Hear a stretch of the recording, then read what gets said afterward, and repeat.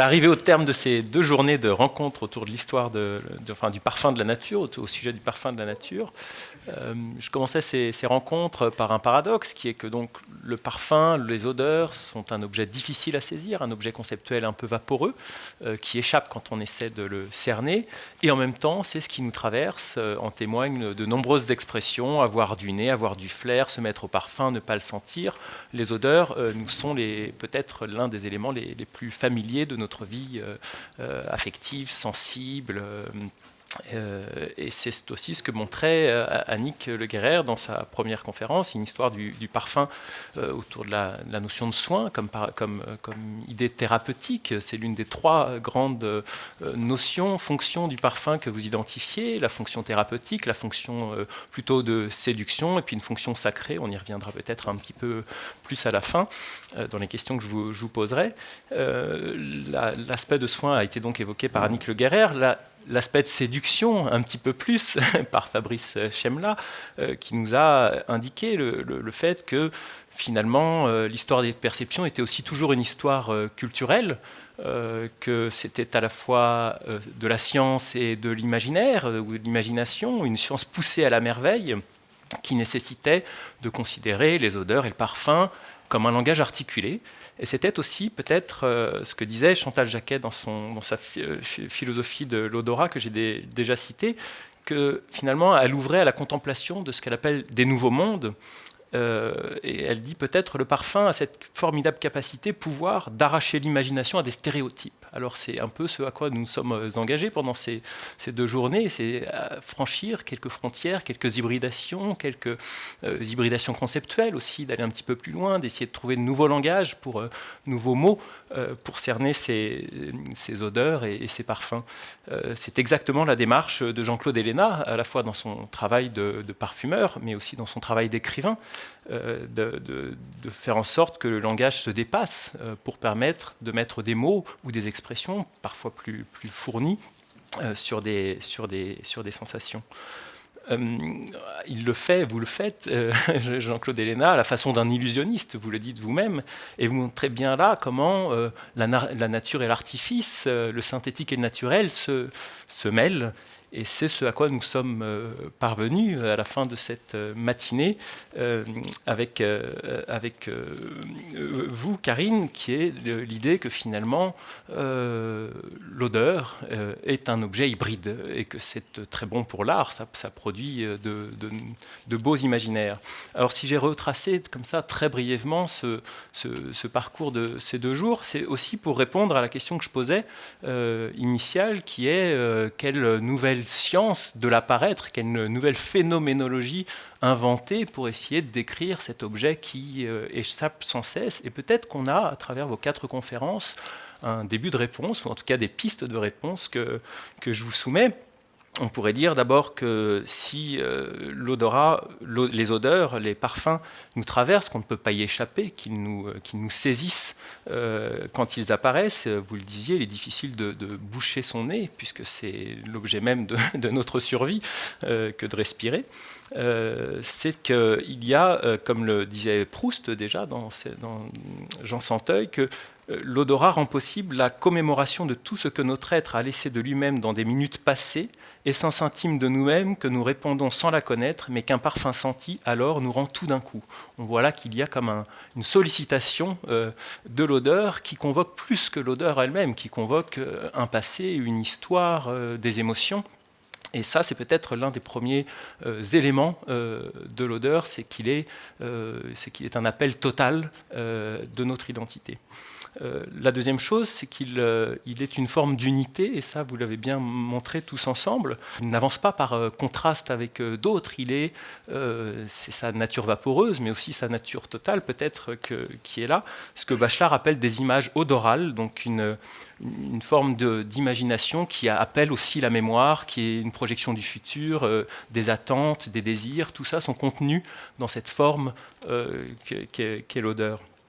Enfin, et c'est peut-être là qu'on peut poursuivre pour essayer de le définir, c'est qu'il convoque avec lui un monde qui est à la fois minuscule, parce que ce sont dans des détails que ça se joue, et immense par tout ce que je viens de dire, c'est parce qu'il appelle beaucoup plus que lui. Et à nouveau, Bachelard, je le cite dans La Poétique de la rêverie, dit que toute une enfance est évoquée par le souvenir d'un parfum isolé. On comprend que l'odeur, dans une enfance, dans une vie, est, si l'on ose dire, un détail immense. Alors voilà peut-être une des formulations, une des définitions qu'on pourrait donner du parfum ou de l'odeur. C'est le détail immense, et c'est par là que j'aimerais commencer les questions. Alors peut-être que ce sera difficile de répondre, mais vous me le direz. C'est quel est pour vous le parfum de l'enfance? Quand je donne cette expression, qu'est-ce que ça convoque chez vous? Peut-être Annick Le Guérec? Pour moi, l'odeur de la coquille noix, c'est un détail immense, justement, parce que dans mon enfance, il y avait dans la maison de résidence secondaire de mes parents des noyers. Et lorsque les noix tombaient, c'était la rentrée des classes. L'odeur des noix me rappelait qu'il fallait que les vacances étaient terminées et que le temps béni des vacances... qu'au temps béni des vacances allait succéder le temps de la classe. De même, l'odeur du lilas, ça annonçait le printemps et l'arrivée des vacances. Et vous disiez que vous rappeliez Bachelard et ce qu'il dit de l'odorat, très lié aux émotions et à la mémoire. Et cette relation de l'odorat à la mémoire et aux émotions est très très importante parce que l'odorat est lié aux zones du cerveau qui sont impliquées dans la mémoire et les émotions. C'est en ça que c'est un sens qui est très très intéressant parce qu'il a toutes ses potentialités. Peut-être Jean-Claude Héléna, je pose la même question. Quel serait pour vous le parfum de l'enfance? Qu'est-ce qu'évoque cette expression? À un moment donné, j'ai raconté, dans ma biographie, j'ai raconté une odeur que j'avais de l'enfance, qui était relayée à une maison qu'on habitait à la campagne l'été, parce que les Méditerranéens fuyaient la Méditerranée quand il faisait chaud et allaient à la montagne. Et à la montagne, nous avions une petite maison dans laquelle j'étais petit et il y avait un placard bâti dans le mur, et dans ce placard, il y avait des étagères. Au plus haut des étagères, il y avait une boîte en métal qui contenait des biscuits. Et donc, je prenais une chaise, je montais sur la chaise et je prenais les biscuits. Et j'ai encore l'odeur dans la tête du moisi. Des biscuits moisis. Mais au-delà de ça, parce que je vais continuer par rapport à ce qu'elle a dit sur les émotions de l'odeur, l'émotion, alors, il y a la partie émotionnelle de l'odeur, et quand vous devenez parfumeur, c'est plus cette partie-là qui devient importante, c'est la partie conceptuelle. C'est-à-dire, on rentre, on va au-dessus. C'est-à-dire que l'odeur devient un concept, hein, et ça devient une image olfactive, comme l'a dit Bachelard. Et j'aime bien cette idée d'image olfactive, pour plusieurs raisons, mais elle devient un concept. Donc je ne perçois plus l'odeur d'une manière émotionnelle telle que je l'avais en enfance, telle que je l'ai vécue, non, mais ça devient une chose abstraite, un concept d'odeur. Et c'est avec ça que je travaille. Karine, je vous pose la même question. Je vais vous la poser à tous les quatre. Donc. C'est vrai qu'il y a une odeur, et je reviens, et je ne l'ai vraiment pas fait exprès, mais je reviens au musée Lafay dont j'évoquais l'existence tout à l'heure. C'est une odeur parce que j'ai mis très longtemps à retrouver ce que c'était. C'était une odeur qui venait du parquet qui était ciré du musée Lafay. Et c'est une odeur qu'on peut retrouver aussi dans certains encens, mais qu'on trouve très particulièrement justement dans certaines églises, et je pense que c'est du cèdre ou quelque chose comme ça. En tout cas, il y a du cèdre à l'intérieur, parce que c'est une odeur qui m'échappe du coup, et c'est une odeur qui par des hasards dans certains lieux, pareil, de parquet ciré, remonte comme ça, et je sais toujours pas exactement ce que c'est comme odeur, mais et du coup c'est l'odeur qui m'échappe par essence, donc c'est pour ça que je l'aime particulièrement, et quand je la ressens, je vais genre oui c'est ça, mais je ne sais pas ce que c'est, il faudrait un nez. Ah bah peut-être, oui voilà. Ouais. Bon, de toute façon dans les forêts j'adore, de toute façon le bois, ouais, c'est... mais c'est aussi dans l'encens, il y a quelque chose comme ça. L'encens c'est 80% de pinède, D'accord. Fabrice, peut-être à votre tour. Alors, moi j'ai un souvenir d'enfance, effectivement. C'est l'odeur que je sentais lorsque je descendais de la voiture quand mes parents partaient au sport d'hiver. Et on arrivait à la montagne et c'était une odeur très très particulière. C'était couvert de neige. J'ai très longtemps associé cette odeur à l'odeur de neige, ce qui est absurde parce que la neige n'a pas d'odeur puisque c'est de l'eau gelée. Donc c'était pas possible, mais dans ma tête, c'est resté associé cette odeur très particulière que je n'ai quasiment jamais ressentie à Paris, puisque j'habite Paris, sauf quand il fait très froid, cette odeur une odeur de neige, de froid. Alors ça, c'est un premier souvenir. Ça, c'est un souvenir d'enfance. Après, j'ai un deuxième souvenir, beaucoup plus grand. Quand je suis devenu chimiste organicien, j'ai commencé à travailler avec des produits organiques. Et là, pour le coup, j'ai pris une très mauvaise habitude. C'était de sentir systématiquement, c'est strictement interdit. Normalement, à l'époque, ce n'était pas tout à fait aussi interdit que maintenant. Maintenant, c'est interdit. C'est de sentir les produits que je fabriquais et que j'utilisais. Alors, on est très loin de la parfumerie, là, pour le coup. Il y a des fois, on regrette beaucoup, mais des fois, on a d'excellentes surprises. Vous pensez à quoi, par exemple ? On se retrouve avec des produits qui sont infects, mais véritablement infects. Des thiols qui, ma foi, font fuir l'ensemble des gens du laboratoire dès qu'on a ouvert la bouteille. Et puis, quelquefois, des produits qu'on n'imaginerait pas qui sentent quelque chose et qui ont un parfum. Je me souviens en particulier d'une molécule que j'avais essayé de vendre à Firmenich d'ailleurs.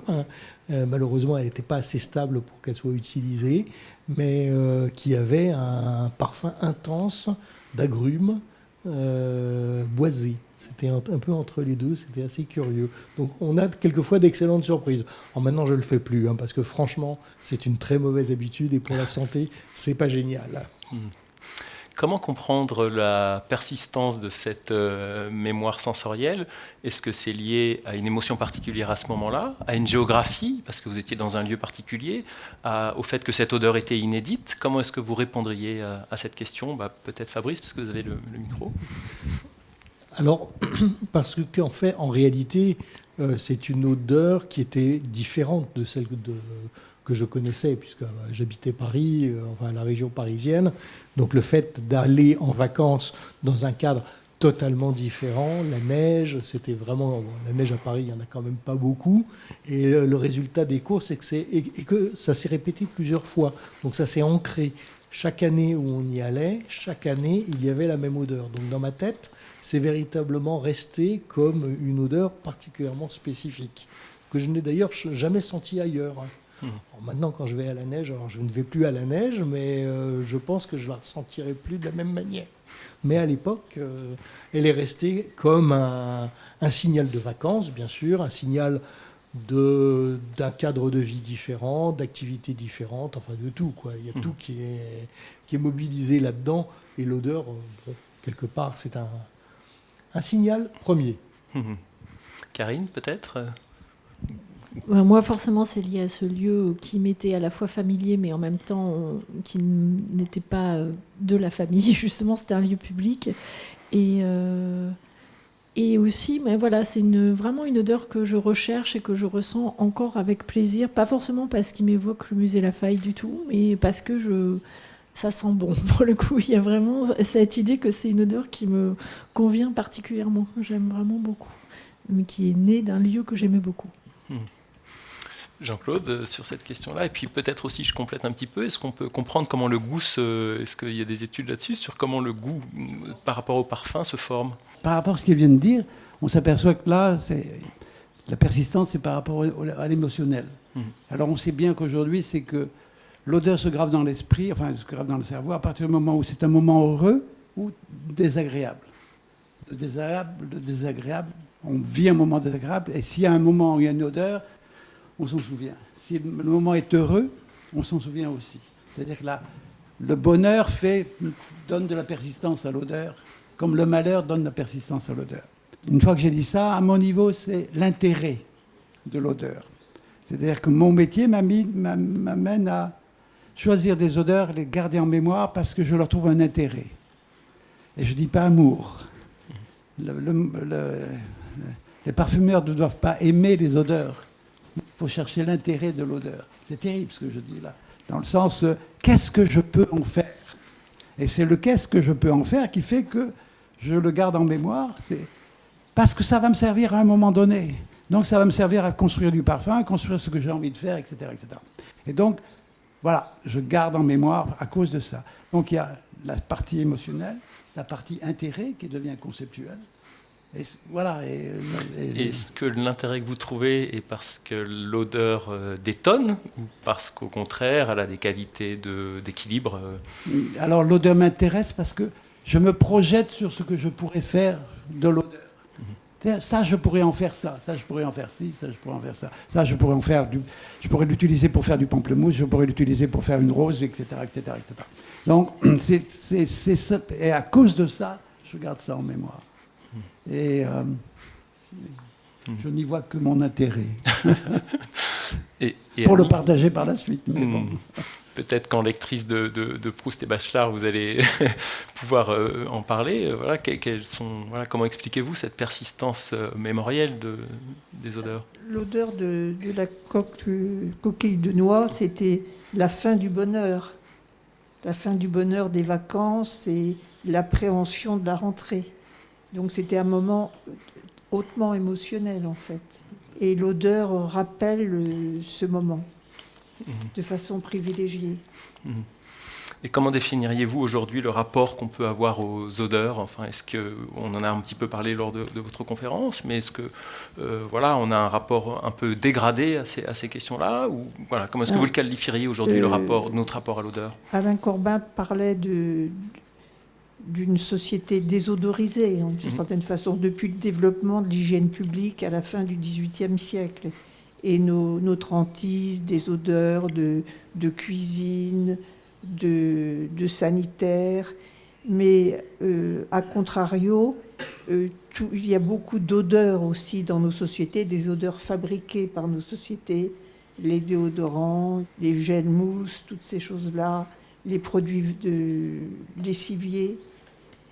Les parfums d'ambiance. Les parfums d'ambiance. Aujourd'hui, les entreprises veulent même avoir des signatures olfactives pour être identifiées immédiatement et qu'on retienne la marque grâce à leur parfum. Il y a des années de ça, la société Havas, elle était précurseur parce qu'elle avait vaporisé dans ses halls d'entrée une odeur qui est exotique, des odeurs de fruits exotiques qui rappelaient les voyages lointains. Il y a eu beaucoup de tentatives de ce genre et aujourd'hui, toutes les sociétés, beaucoup d'hôtels veulent avoir aussi une signature olfactive. Donc notre société n'est pas désodorisée, mais elle est odorisée artificiellement. Par obsession, en quelque sorte. L'odeur est toujours très présente. Elle n'a pas été chassée de nos sociétés. Mais c'est des odeurs... alors on réprime les odeurs... alimentaires, on réprime les odeurs de sanitaire, on réprime les odeurs corporelles.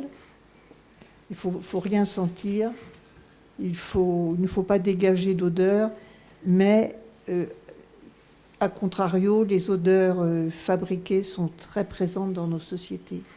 Et il n'y a plus de boucheries dans les rues. Quand j'étais enfant, les boucheries, les poissonniers, tous ces magasins dégageaient des odeurs. Aujourd'hui, les boucheries ont presque toutes disparu. Les commerces alimentaires sont remplacés par des grandes surfaces qui vendent la viande sous plastique. Et voilà, donc toutes ces odeurs-là ont disparu. Parce qu'elles nous rappellent aussi que ce sont des odeurs qui, au bout d'un certain temps, dégagent des odeurs putrides. Et ça rappelle notre destin humain de finir aussi en mauvaise odeur. C'est ce qui d'ailleurs a incité les Égyptiens à se faire embaumer pour avoir une vie après la mort, devenir à leur tour des parfumés des dieux. Le fameux miasme et la jonquille de Corbin. Voilà, et on cherche à éliminer les odeurs qui nous rappellent la mort, je crois. On cherche ça. Oui, Fabrice. Et qui nous rappelle notre animalité, en vérité. Qui nous rappelle notre animalité, qui nous rappelle qu'effectivement, on est des humains avec nos productions, nos sécrétions et tout ce genre de choses-là. Donc, quelque part, on voudrait être débarrassé. Les sécrétions, les déodorants sous les bras quand on prend le métro. Et d'ailleurs, qu'est-ce que disent les provinciaux quand ils montent à Paris pour la première fois et qu'ils prennent le métro? Ils disent « Oh là, ça pue l'homme, hein !» Donc c'est effectivement ça. On veut se débarrasser de tout ce qui fait notre animalité, y compris notre mortalité. Par contraste à ces odeurs corporelles et puis à ces souvenirs d'enfance que j'ai convoqués, vous dites, Jean-Claude Héléna, que les échanges économiques ont mondialisé le goût et donc l'odorat.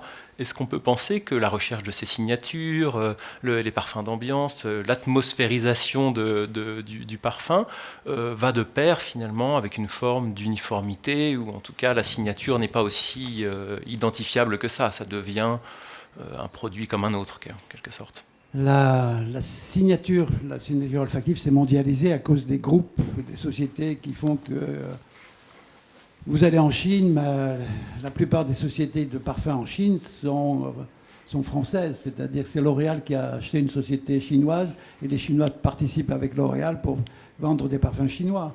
Donc c'est marqué chinois, mais derrière il y a un groupe français ou il y a un groupe américain, mais la plupart du temps en Chine c'est des groupes français. Donc à la fin vous avez des produits. En Chine, vous trouvez des parfums qui viennent de France. Et vous trouvez ça au Japon, etc. etc. Alors, dans tous les pays, il y a quand même il y a quelques pays comme ça qui résistent pas mal. L'Arabie Saoudite, quand on est au Moyen-Orient, parce qu'ils ont une manière de penser le parfum, de voir le parfum, qui fait que d'un seul coup, il y a un choc olfactif. On rentre dans une autre dimension du parfum. Et ce qu'il faut savoir aussi dans ces pays-là, Moyen-Orient, c'est que les hommes se parfument plus que les femmes. Et les hommes se parfument souvent avec des parfums féminins, dits féminins. Bien que je considère que le parfum n'est ni féminin ni masculin, mais ils se parfument avec des parfums féminins. La raison est très simple, c'est que les parfums féminins sont plus concentrés que les parfums masculins. Donc, j'assume ma masculinité avec du parfum féminin, ce qui est assez amusant. Est-ce qu'on peut imaginer, est-ce que ça a du sens de poser cette question, d'inventer de nouvelles odeurs? Je l'adresse à la fois à vous, Jean-Claude Héléna, et puis peut-être à Fabrice. Inventer des nouvelles odeurs ou des nouveaux parfums. À la recherche des nouvelles odeurs, oui, en permanence. Alors des nouveaux parfums, oui, à travers les plantes, on peut trouver des molécules intéressantes, des choses intéressantes. Et ces derniers temps, dans les matières premières naturelles, oui, il y a peut-être ça qui est intéressant que vous sachiez, c'est que la modernité dans les parfums vient plutôt des plantes que de la chimie. Il y a une raison toute simple derrière, une raison économique. C'est que dans les années 80, les grosses sociétés de parfumerie, les industries de la parfumerie, ont donné la direction de la recherche chimique au marketing. Ça a été terrible. Ça a été terrible, parce que le marketing a fait une analyse du marché. Alors, par exemple, les parfumeurs consomment énormément de musc. Puisqu'ils consomment énormément de musc, aujourd'hui, vous avez une cinquantaine de muscles disponibles sur une palette de parfumeurs. Mais si vous sentez tous ces muscles à disposition, à la fin, mais à quoi ça sert ces 50 ? Vous auriez 50 qualités de pommes de terre à disposition. À un moment donné, non, ça ne va plus du tout. Donc, mais derrière, c'était le raisonnement économique. Puisqu'ils consomment ça, on va en faire. Et la recherche est un peu banalisée. Donc, dans la chimie, aujourd'hui, il y a très peu de choses nouvelles. Par contre, comme la chimie attaque énormément les produits naturels, les sociétés de produits naturels qui avaient peu de moyens se sont tournées vers les plantes, vers la nature, et se sont commencés à chercher des nouvelles plantes qui pouvaient apporter à la parfumerie. Alors ces derniers temps, on a assisté à des nouvelles sources d'odeurs qui venaient de plantes pour la parfumerie. Ça, c'est intéressant. Par exemple, le magnolia, ça n'a qu'une trentaine d'années. L'osmanthus est assez récent. Les poivres, alors surtout les poivres, Timut, Szechuan, etc. Ça c'est très nouveau dans l'utilisation dans les parfums. Et une des raisons aussi, en plus, c'est que les sociétés des matières premières naturelles préfèrent extraire des produits secs, comme les graines, comme les écorces, comme les bois. La raison, il y a une raison aussi économique derrière, c'est qu'on peut les distiller toute l'année. Alors que distiller une fleur, ah ben oui, il y a une saison, il y a un moment. Et ça, c'est beaucoup plus difficile. Voilà. Fabrice, peut-être, oui. Karine après, oui. Je voulais juste intervenir par rapport aux odeurs internationales. Moi, j'ai un souvenir du durian et de l'époque du durian en Asie. Là, on ne peut pas dire que c'est une odeur qu'on partage trop. C'est tellement fort. C'est un fruit donc très très fort, enfin, dont voilà. l'odeur est... Il est interdit dans les halls d'hôtel, d'ailleurs. Exactement, dans les chambres aussi. Parce que... voilà. Et je ne sais pas si on fait des parfums à base de durian. Non, mais le durian, ça sent les pieds, quoi. Bon, moi, les baskets de mes enfants sentent les pieds, hein, aussi. Hein, donc, bon. En tout cas, ça, c'est justement typiquement une odeur... Mais l'odeur du pied existait, pas forcément dans... pas forcément dans le durian.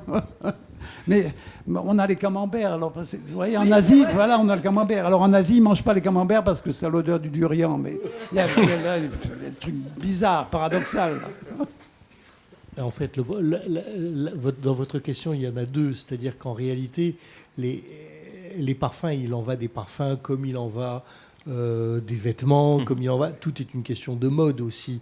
Les modes changent, les modes passent. Donc effectivement, avoir de nouvelles odeurs, ça peut toujours arriver. Mais en réalité, ça va souvent être des odeurs qui existent déjà depuis longtemps et qui vont réapparaître parce que il va y avoir un glissement du goût du public, ou bien un glissement brutal, enfin c'est plus un glissement à ce niveau-là, c'est une bascule brutale parce qu'un jour, quelqu'un va se mettre à porter quelque chose que personne n'a jamais senti et que ça va faire tache d'huile.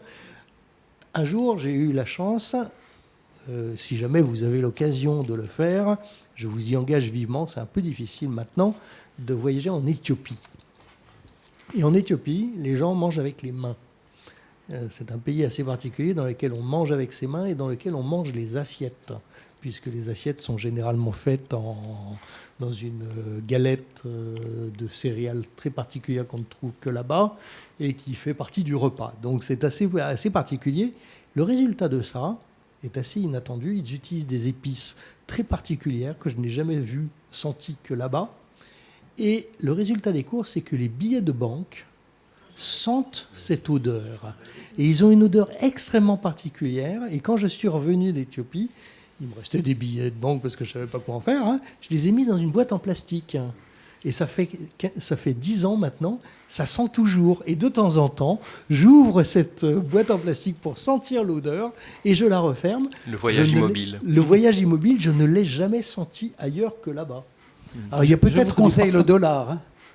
Ah oui, le dollar aussi, faites ça avec le $1, ça sent la transpiration humaine, c'est merveilleux. Oui, mais là c'est autre chose que de la transpiration. Oui, ça sent pas le dollar du tout. D'ailleurs, ça se saurait. Hein.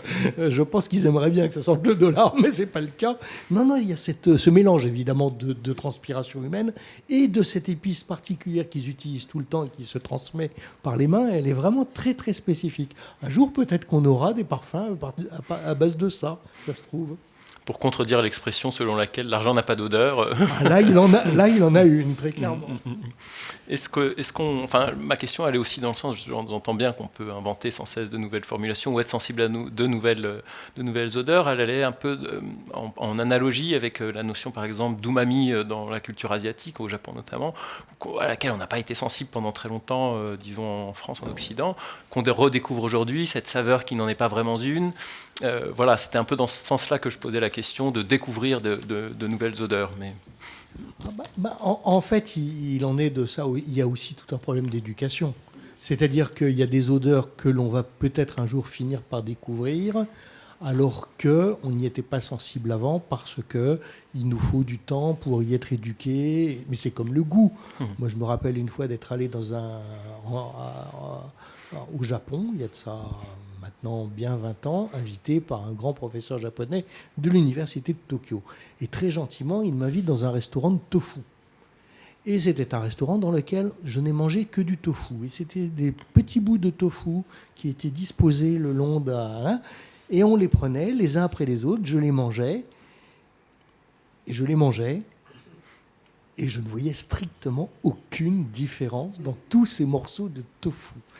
Et c'était terrible parce qu'à la fin du repas, il me dit « Alors, avez-vous apprécié tous ces tofu ?» Et j'étais là, je ne savais pas quoi lui répondre parce que pour moi, c'était 10 fois la même chose, alors que pour lui, ça ne l'était pas du tout. Donc ça, c'était il y a 20 ans. Maintenant, je pense que peut-être qu'à force... Bon, je ne mange pas beaucoup de tofu, je ne suis pas un grand amateur, mais peut-être qu'effectivement, j'y serais un peu plus sensible. Donc il en va de ça, et pour les odeurs, c'est pareil.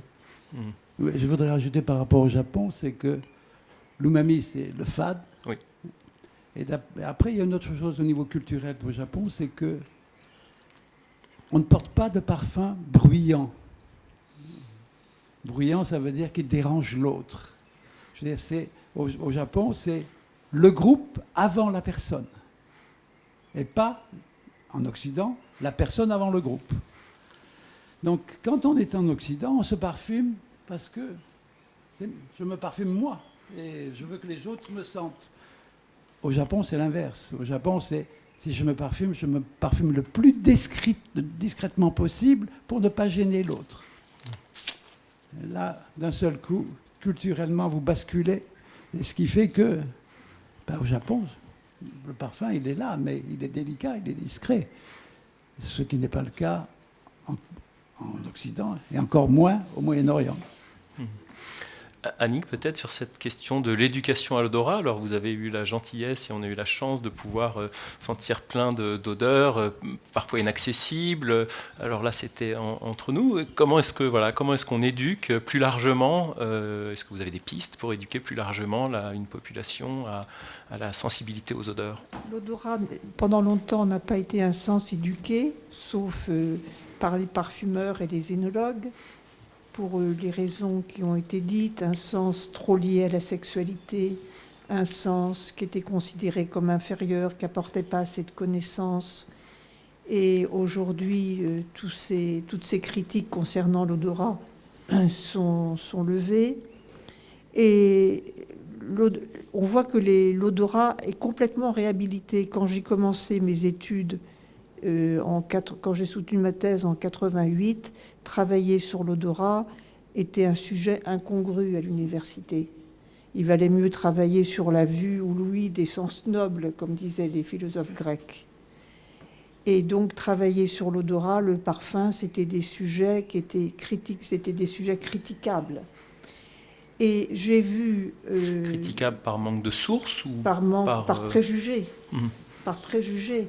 Je vous ai dit hier qu'il y avait que les philosophes de l'Antiquité jusqu'à Nietzsche, et même au-delà de Nietzsche, avaient été très critiques vis-à-vis de l'odorat, que la psychanalyse avait pris le relais, que seuls les médecins faisaient la part belle à l'odorat.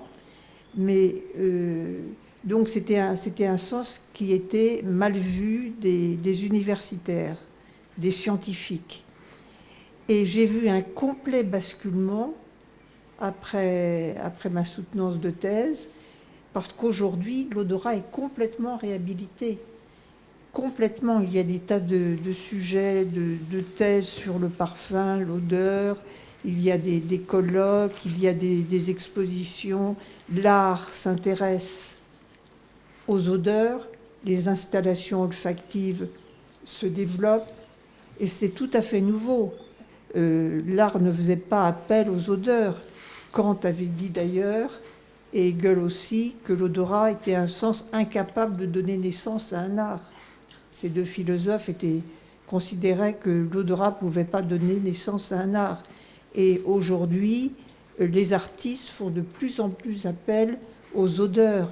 Il y a un sculpteur brésilien, Ernesto Neto, qui remplit ses sculptures d'épices pour que les odeurs des épices s'exhalent à travers ces sculptures.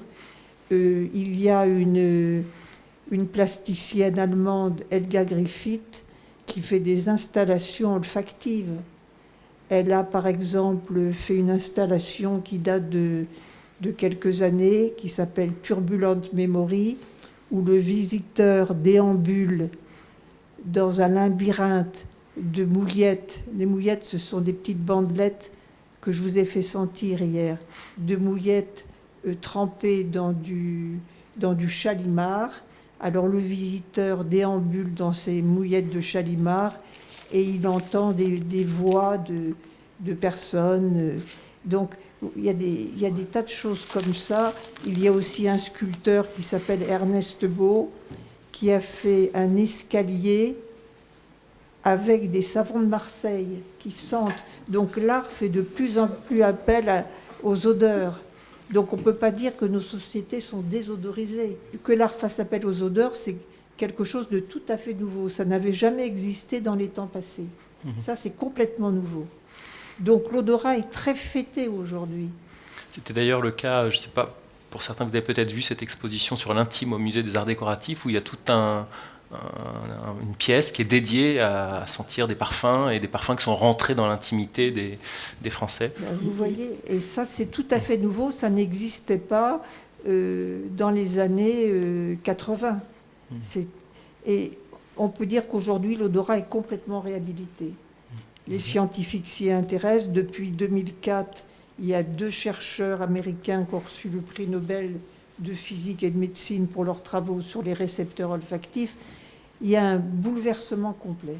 Peut-être, Karine, sur cet aspect-là, alors c'est une double question, mais d'abord, est-ce que vous avez, vous, senti ce basculement? Et la deuxième question qui la complète, je sais que c'est toujours difficile de dire ça à un artiste, mais est-ce qu'il y aurait une part d'éducation dans les œuvres que vous présentez?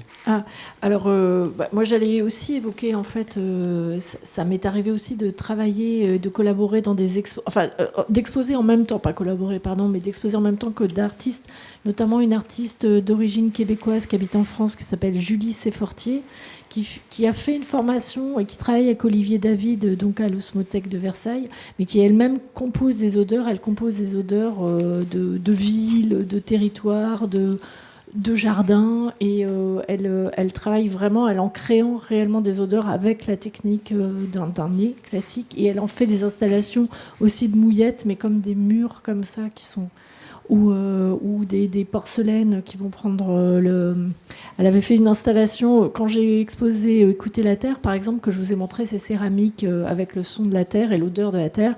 Elle avait présenté des manteaux de fourrure. Et en fait, il fallait littéralement mettre son nez dans les manteaux pour sentir cette odeur assez étrange de vieux manteaux qu'elle avait.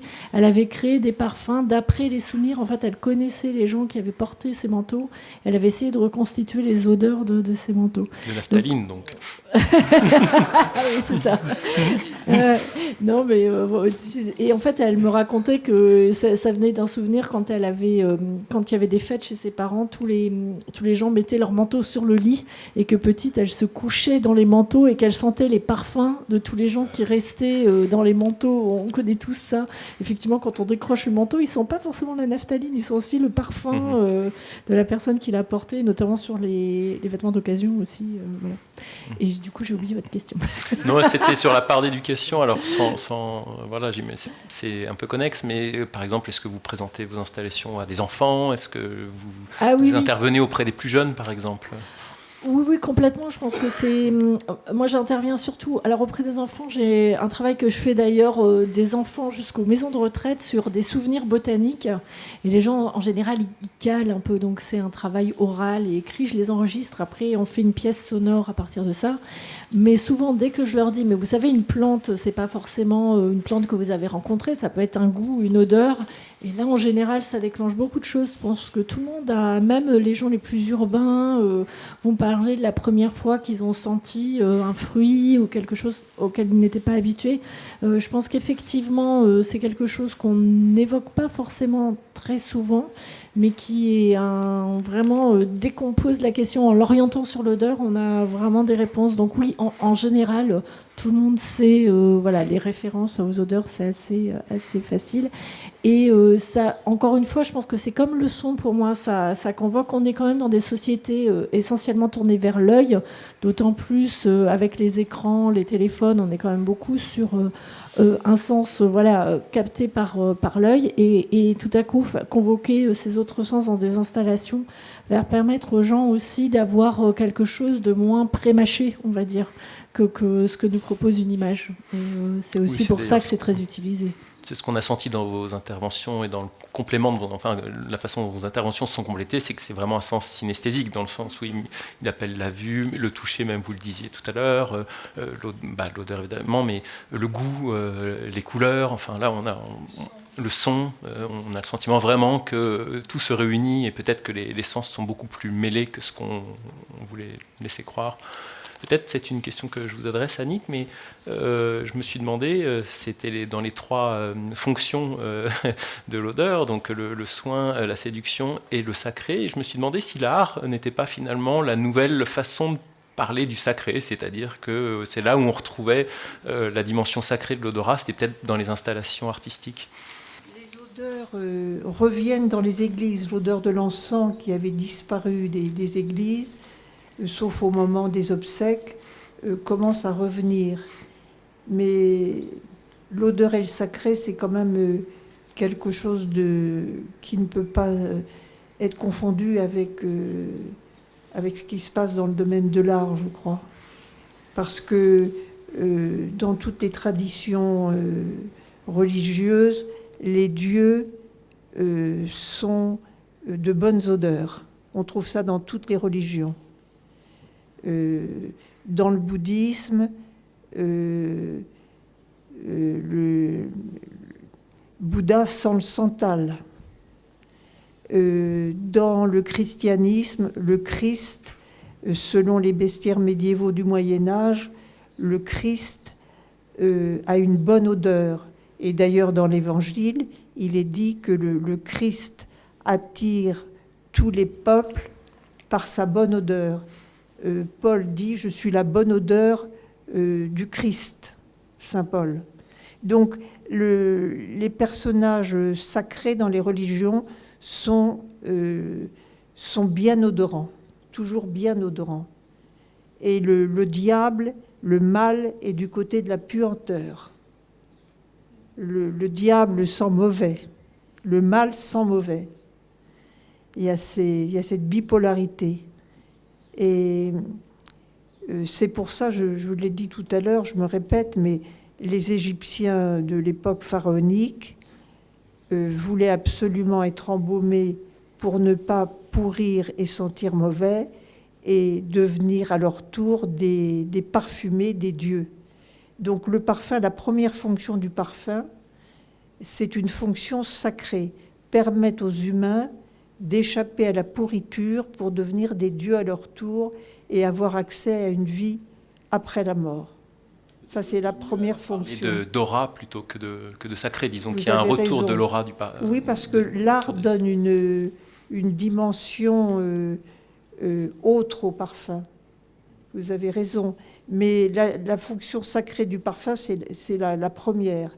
Et d'ailleurs, les premiers parfumeurs ont été les prêtres égyptiens. Dans les temples, ce sont eux qui faisaient les parfums, d'abord pour honorer les dieux. Le kifi que vous avez senti, le premier parfum que je vous ai fait sentir, il était offert aux dieux 3 fois par jour par les prêtres, avant de servir à soigner. Et cette fonction sacrée du parfum, elle est considérable. Et elle perdure encore quand on va en Inde et qu'on sent toutes ces odeurs d'encens. Jean-Claude, vous écrivez quelque part que vous posez cette question, qui pourrait dire qu'une odeur n'est pas une géographie ? Je me suis posé la question, alors vous l'avez un peu évoqué avec le Japon, mais comment sent-on ailleurs ? Enfin, quels sont les usages ? Vous qui avez beaucoup voyagé, comment est-ce qu'il y a des grosses différences culturelles et quelles sont-elles ? Est-ce qu'on peut faire une petite cartographie comme ça ? C'est peut-être pas faisable, hein, mais... Alors, je suis en train de réfléchir et en même temps, je vais répondre à votre question précédente. C'était le côté du sacré. Oui. L'intérêt de l'industrie du parfum, c'est de redonner du sacré, donc de l'art et du sacré au parfum. Parce que si on donne de l'art et du sacré, on va valoriser le produit. Et là, il y a une difficulté, là. Enfin, il y a une difficulté. Il y a est-ce que je veux gagner beaucoup plus d'argent en faisant des produits bon marché? Et si je fais des produits bon marché, je les désacralise. Et voilà, le sacré, c'est au-dessus. Donc là, il y a des choses très, très intéressantes qui sont en train de se passer parce qu'il y a la notion du sacré qui revient. Donc il y a certaines sociétés qui redonnent de la valeur au flacon, qui donnent de la valeur à l'emballage, à la présentation. Tout ça dans un but de sacraliser le produit et en fait d'en finaliser avec un produit beaucoup plus cher. Enfin, voilà. Maintenant, du point de vue olfactif, enfin du point de vue... les pays sont, enfin, je veux dire, ce que l'alimentation de chaque pays identifie le pays. Si vous allez en Italie, attendez, l'alimentation vous identifie l'Italie. Vous savez très bien qu'il y a la tomate, le basilic, voilà. Et ça y est, je suis en Italie. Si vous allez au Japon, on est dans le poisson, on est dans les choses très discrètes. Enfin bref, il y a toute une culture de l'alimentation qui vous définissent l'odeur japonaise. Et comme je l'ai dit tout à l'heure sur le Japon, il faut que ça soit discret. On rentre dans les restaurants, ça sent peu, il y a très peu d'odeur. Si je vais en Afrique, c'est tout à fait encore différent, puisque là, on est dans les épices, et certains types d'épices, comme le cumin, qui sentent la transpiration humaine. Si je vais en Inde, je suis encore dans une autre dimension, avec d'autres épices. Donc voilà, chaque pays a ça. Et les pays sont conditionnés par l'alimentaire, avant les parfums. C'est l'alimentaire qui donne l'odeur du pays. Par rapport à l'Afrique, quand j'avais 20 ans, je suis parti en Afrique faire mon service en coopération. Je suis parti de Charles de Gaulle et je suis arrivé à Abidjan, en Côte d'Ivoire. Et à l'époque, il n'y avait pas les trucs pour débarquer de l'avion. Là, on débarquait sur une passerelle. La porte de l'avion s'est ouverte et j'ai eu... Mais je l'ai pris en pleine figure. L'odeur de l'Afrique. Alors, ça ne veut rien dire l'odeur de l'Afrique, parce que l'Afrique, c'est un continent, c'est pas un pays, c'est voilà. Mais quand même une odeur très forte, une odeur d'humus, une odeur d'humidité, une odeur de tout ce qu'on veut, mais qui m'a pris en pleine figure, que je ne connaissais pas sur le continent européen, que j'avais quasiment jamais quitté à l'époque. Et la deuxième chose que je veux dire, c'est que la nourriture, c'est tellement vrai que la nourriture a un tel impact sur l'odeur, c'est que justement, c'est le deuxième point sur l'Afrique, c'est l'odeur des Africains. Et ça n'a rien de péjoratif, mais juste la vérité, c'est qu'on ne sent pas la même odeur, pas du tout. Et les Africains ont une odeur épicée, une odeur corporelle assez forte, ce qui peut arriver en Europe aussi, mais pas du tout la même. Et quand ils parlent de nous, ils disent « vous sentez la mort ». Les Blancs, vous sentez la mort. C'est la première chose, l'une des premières choses que j'ai entendues en Afrique, justement, en arrivant. Et que moi, je leur disais de l'autre côté, oui, mais vous sentez quand même très fort. Et voilà, bon, on rigolait là-dessus, mais et je l'ai entendu à plusieurs reprises. Enfin, c'est vraiment quelque chose qui est prégnant. L'odeur en fonction du pays ou du territoire et de la nourriture. Ben, voilà. Alors pour répondre à votre histoire de mort, odeur de mort, il y a une raison derrière ça. Ça s'explique, raison scientifique. L'odeur de la mort, elle est due à la consommation de viande. C'est-à-dire comme nous consommons en Occident, comme on consomme énormément de viande, dans la viande, il y a des molécules, des particules, des molécules odorantes qui sont le scatol, l'indole, qui sont inhérents aux odeurs de cadavres. Ceci explique cela. Voilà. Alors que je vous rassure tout de suite, il y a des plantes comme ça qui sentent le cadavre aussi. C'est l'histoire de la mouche, là. Alors, si vous êtes végétarien, vous n'avez pas cette odeur-là de cadavre. Et alors, c'est bien ce que vous me relancez comme ça avec les végétariens, parce que l'odeur de sainteté était liée à l'odeur des végétariens. Les saints étaient plutôt des végétariens, parce que comme ils ne sentaient pas la mort, non, ils sont sains. Terrible. Je peux rebondir avec une artiste par rapport à l'odeur de sainteté. En fait, il y a Art Orienté Objet. Je ne sais pas si vous connaissez, c'est un duo d'artistes qui a exposé d'ailleurs à Chaumont-sur-Larn. C'est là que je les ai rencontrés. Et elle a travaillé justement avec des scientifiques pour reproduire. Et ça a été interdit parce qu'on n'expose pas des souris de laboratoire pour des questions un peu plutôt d'éthique. Mais elle a reproduit en laboratoire une odeur de violette. Alors, elle est partie sur que les sangs devaient sentir la violette. Alors, elle a dû lire ça, je ne sais pas, parce que Marion est très pointue aussi en termes de recherche. Et donc, elle a fait des souris qui sont en odeur de sainteté. Et donc, elle a fait des souris dont la nourriture les fait sentir la violette. Mais voilà, c'est l'exposition impossible, évidemment. Ça a marché, elle l'a fait. Mais elle en parle en conférence parce qu'évidemment, voilà, on n'expose pas des souris vivantes dans une exposition.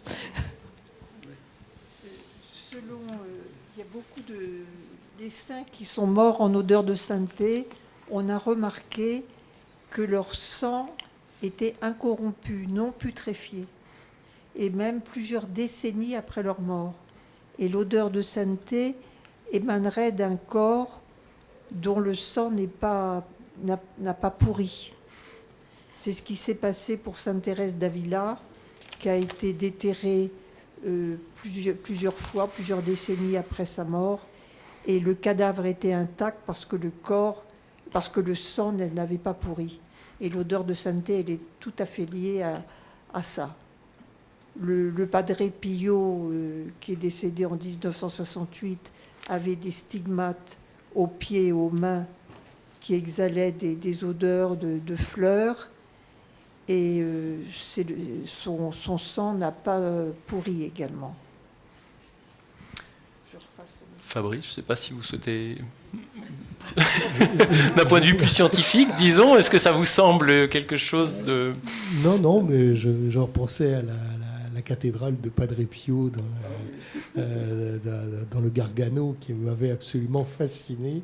Cette immense cathédrale construite blanche, mais presque kitsch, avec cet immense escalier. Je ne sais pas si quelqu'un l'a vu.